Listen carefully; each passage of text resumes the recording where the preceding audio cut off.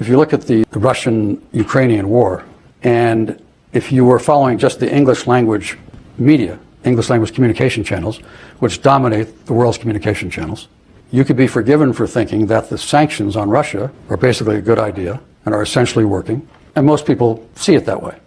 Until you get into the fine print and you realize that of the 54 African countries, the number supporting the sanctions is 0. Of the 32 Latin American countries, the number supporting the sanctions is 0. Of the 22 Middle Eastern countries, the number supporting the sanctions is 0. The 48 Asian countries, number supporting the sanctions are 3.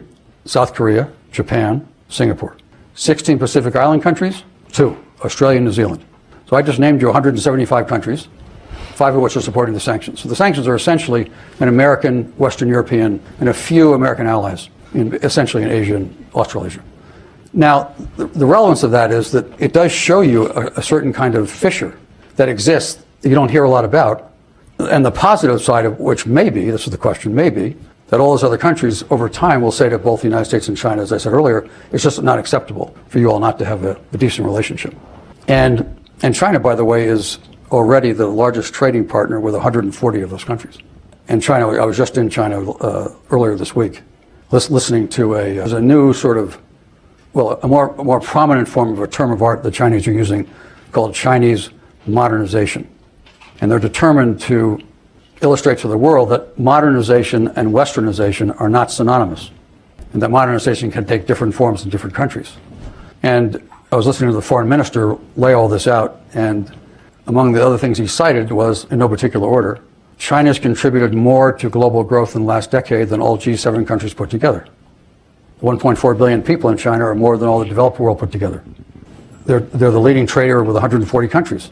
The trade between China and ASEAN, this is amazing, the trade between China and ASEAN is bigger than the trade between the United States and the EU.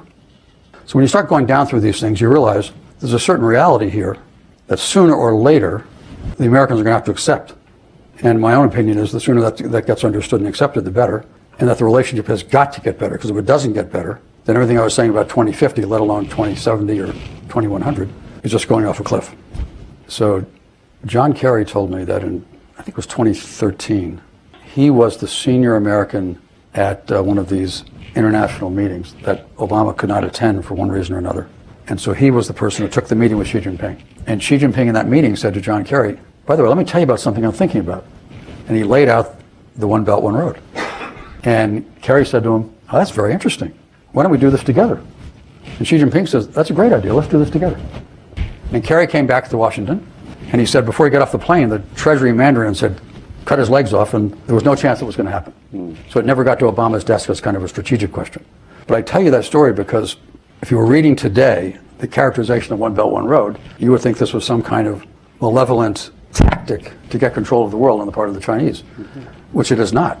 It is exactly what they say it is, which is to extend a model of development into as many countries as it wanted, who desperately need it. And when I talked earlier about Chinese modernization that I attended this last Monday, so Chinese modernization, I won't go into all the details, but there basically are 5 central characteristics of it, one of which is a peaceful world, second one of which is common prosperity, third one of which is harmony between man and nature. So the foreign minister went through this whole thing, and then there were 5 of us asked to comment on it. And I said, in my comments, I said, listen, those of us who have ever run anything know, plans are one thing, execution is another. Execution is the whole thing. So my advice to you, the Chinese, would be, if you're going to hold yourself out as believing in these things, I mean, who's against any of these things? Who's against world peace? Who's against harmony between man and nature? Who's against common prosperity? Nobody. 10 out of 10 people. There's nobody in this room who's going to be against any of these things. So that's not the issue. The issue is, are you actually going to do what you say you do? And if you don't, you're going to suffer the same negative blowback that countries like the United States get when they were seen as being hypocritical. So that's point number 1. Point number 2, which is extremely important, and a point I want to make to all of you, which I made to the Chinese till I'm blue in the face very unsuccessfully, which is, when I first started spending a lot of time in China I was chairman of Goldman Sachs Asia in the mid-90s into 2000.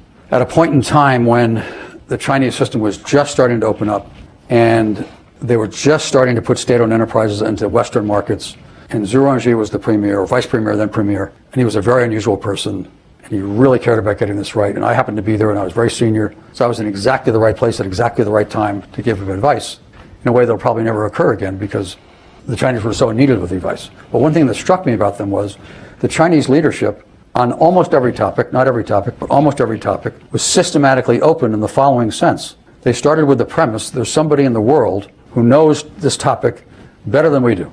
Let's get that somebody to Beijing. Let's drain his brain. Let's study what he had to say, see if it applies to us, refine it and customize for our circumstance, and then execute. And they did this time after time after time, which is why back in those days, you would have seen both Jiang Zemin and Zhu Rongji routinely meeting with Western CEOs, Western superb academics, Nobel Prize winners and so forth, Western head of NGOs. They met with them routinely, one-on-one, because they knew they were getting very high-quality information coming in from people who didn't work for them, and good information was coming back the other way. That started to stop a few years ago, but that's another topic. The power configuration in the current world should not be defined as competition between China and the United States for hegemony. Rather, we witness a shift from the situation in which a single civilization dominated the globe to common prosperity of diverse civilizations. What China has inaugurated is not a Chinese century, but a century of diverse civilizations, a new era in which there will no longer be a single civilizational hegemon. And that's exactly the way the Chinese see it.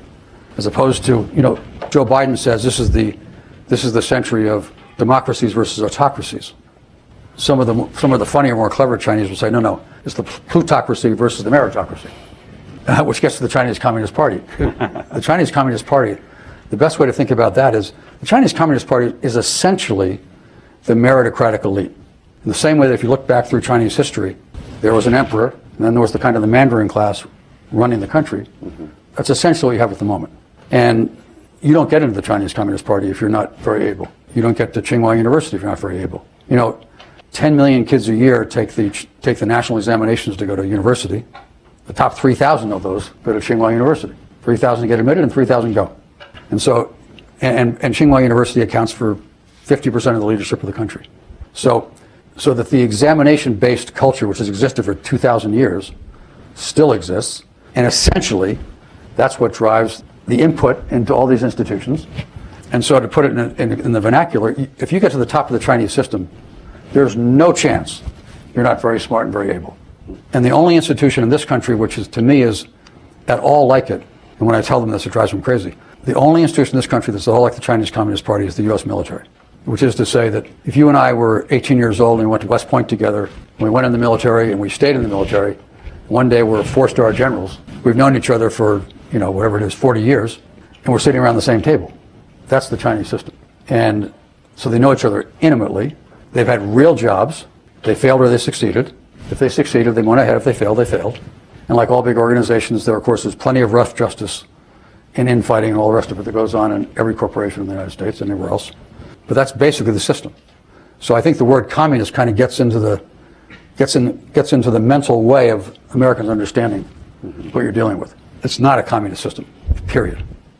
Which doesn't mean they don't have, when they talk about common prosperity, for example, you might say that's the equivalent of trying to fix income inequality that we would talk about.